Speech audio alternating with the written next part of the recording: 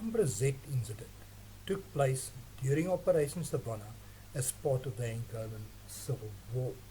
Although it was fought during the period, most of the fighting in Savannah took place south of Luanda, while this battle in support of the Battle of Kwifndango was fought north of Luanda behind enemy lines in support of another faction of the Angolan Civil War called ALNA, which had good relationship with Zaire and thus led to an interesting alliance between South Africa and Zaire in support of ALNA operations.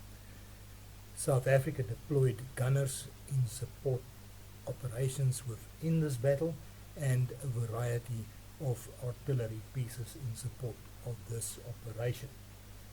After the failure of the Kwifndango campaign, which led to victory for the MPLA, soldiers had to be hastily extracted by sea from behind enemy lines. This was planned by the South African Navy and supported by South African military operations. The extraction took place on the night of 28/11/1975, as I mentioned, behind enemy lines, and various inflatables as well as a Westland Wasp helicopter was used during the extraction exercise. The exercise was executed by the frigates SAS President Kruger and SAS President Steyn and was supported in this operation by SAS Tafelberg from a logistics point of view. The artillery pieces that were used during this exercise was safely towed to Zaire for safekeeping, and then finally arrangements was made to collect these artillery pieces from the port of Ambrizette, also behind enemy lines. The extraction was ultimately successful and men were extracted safely from the beaches during this exercise.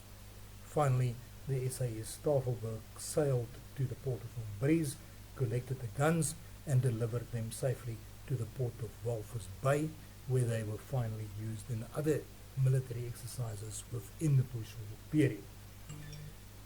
It forms an interesting interlude within the South African post-war and an amazing alliance between unlikely partners within this portion of the battle. I'll make a separate video on the Battle of Kwifndango later, since this, although linked to the Savannah conflict, certainly forms a separate incident in itself. It proved very conclusively that South African naval assets could be effectively used within a war situation and led to the safe extraction